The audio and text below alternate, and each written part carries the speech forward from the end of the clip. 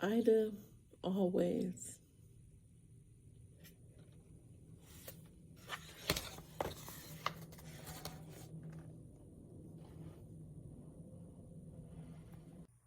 Ida always.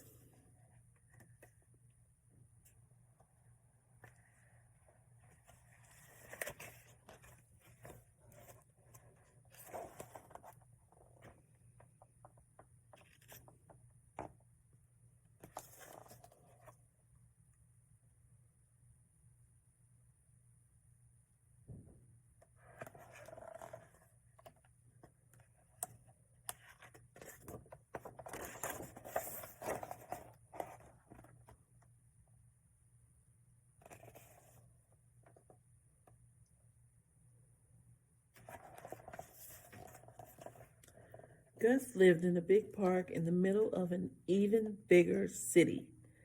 Buildings grew around him and shifted the shape of the sky.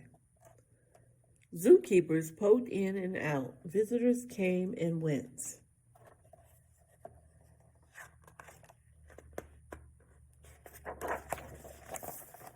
But every morning, when keys clanked, Gus crawled out of his cave and spent his day with Ida. Ida was right there, always.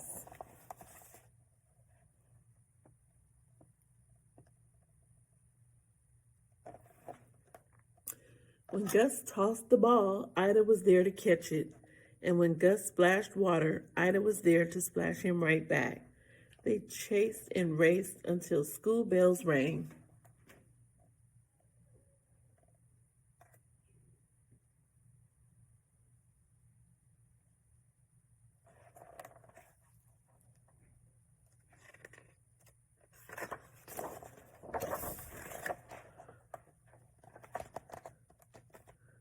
Then the two friends flopped onto their favorite rock while the city pulsed around them. I wish we could see it, Gus sighed. You don't have to see it to feel it, said Ida. Listen.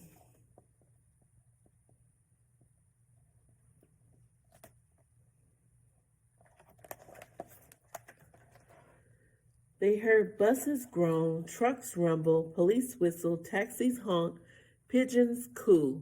People say, hey, wait, yo, hello, and children laughing. That's the city's heartbeat, said Ida. It's right here with us, always.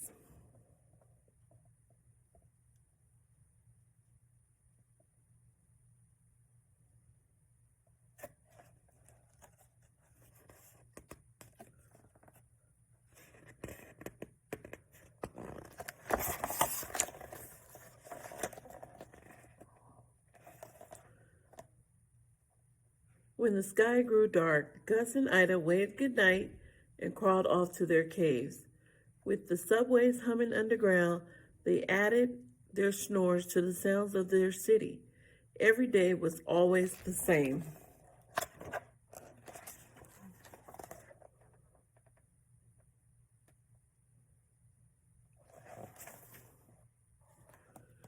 Until one morning, when keys clicked and shoes clacked, Gus crawled out.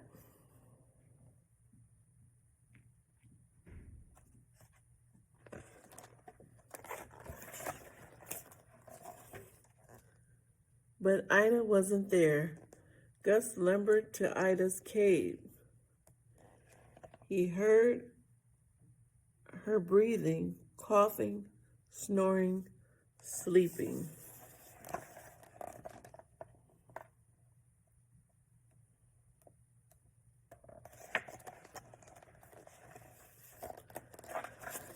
He sat in their sunniest spot and waited. The coffee carts ground their beans, and the squirrels squabbled over crumbs. Visitors shuffled in, keepers bustled out. Ida had never slept so late. Snow monkeys and taxicabs screeched. Ice cream trucks jingled. Still, Ida didn't come.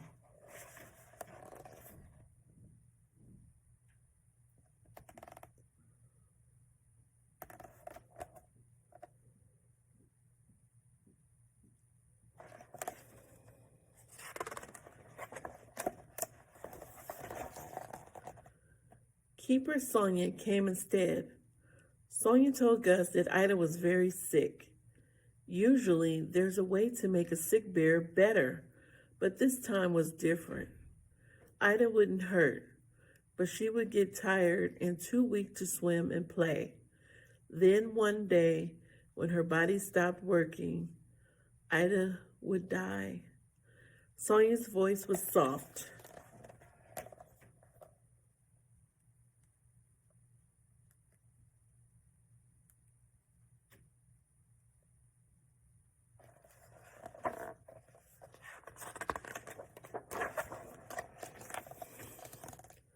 But the words felt rough to Gus. His insides churned, his chin shook, the skin rumbled. Gus rushed to his friend. "Don't go," he growled. "Don't go, don't go, don't."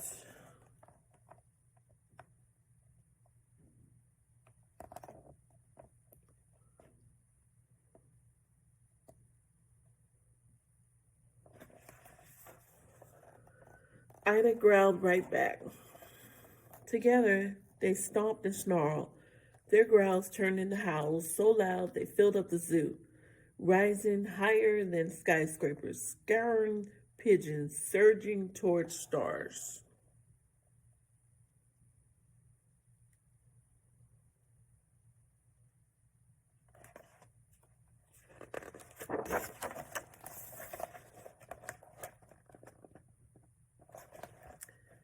And then they stopped. Two friends folded into one shadow and slumped quietly on the rocks.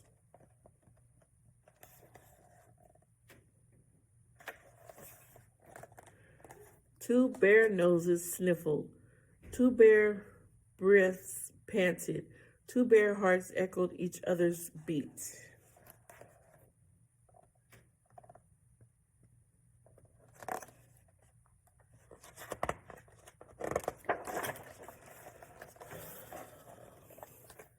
A plane roared overhead. Gus and Ida wondered where it was going. They wondered where Ida was going too.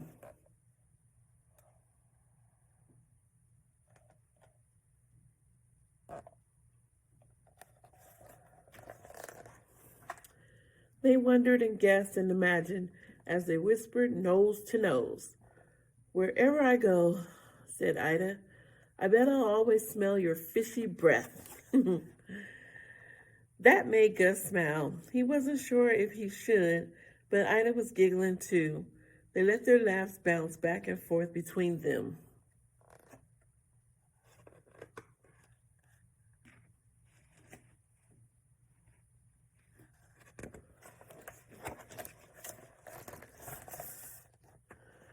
From then on, Ida spent most days in her cave. She slept a lot, but she didn't hurt. The keepers took good care of her.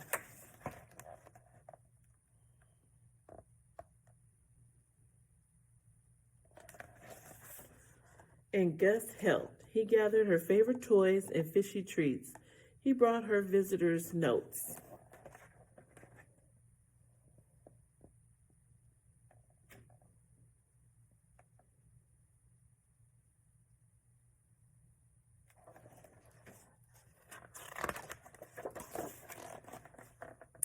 They were grueling days and laughing days.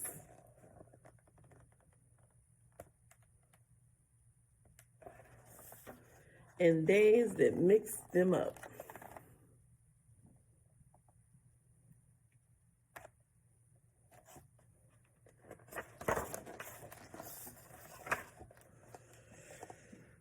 Sometimes Ida needed a moment alone, and sometimes Gus did too.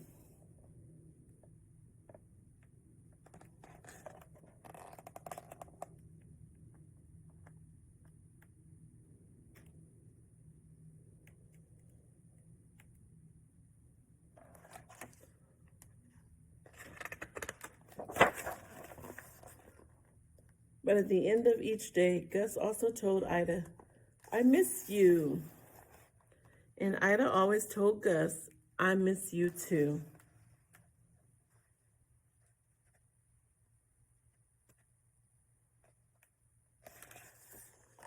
They would cuddle until the sky grew dark and the lamps of the city clicked on. They would wave good night 1,000 times, then wave a few times more.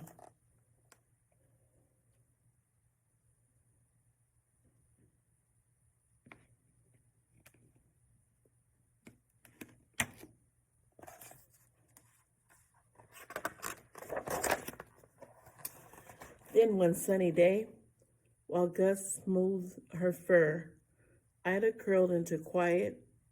Her eyes fluttered shut, and they didn't open anymore. Gus pressed one last pat into Ida's paw.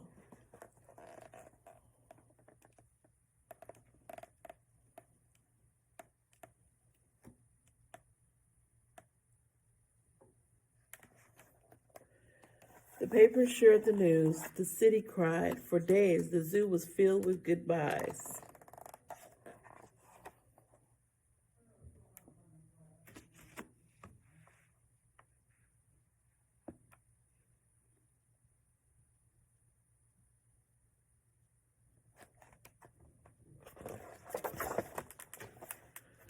Now, when keys click and shoes clack, Gus crawls out of his cave knowing Ida won't be there.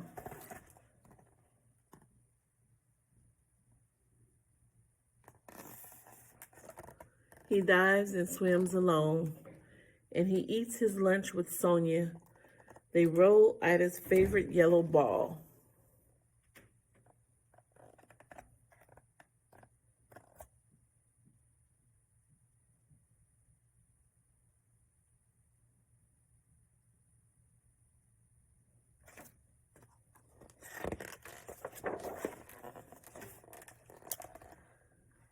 Some days, Gus forgets.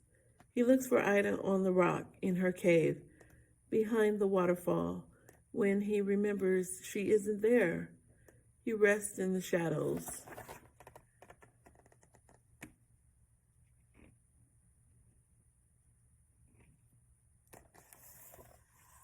But even in the shadows, the sounds of the city reach him.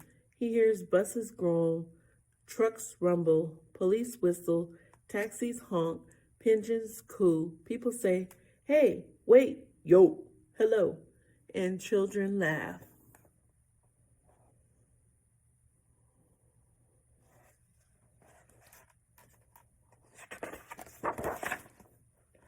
Gus smiles. He steps into the spot where Ida liked to soak in the sun. He listens to their city pulsing around him. He remembers that Ida said, "You don't have to see it to feel it."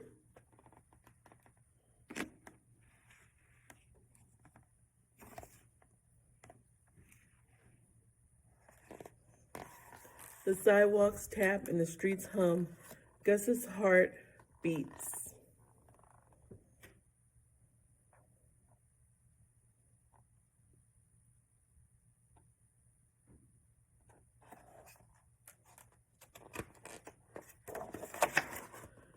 And Ida is right there.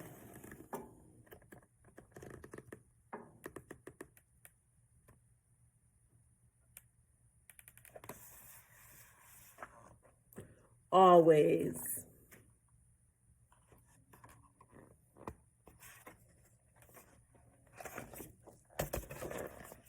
Ida, always.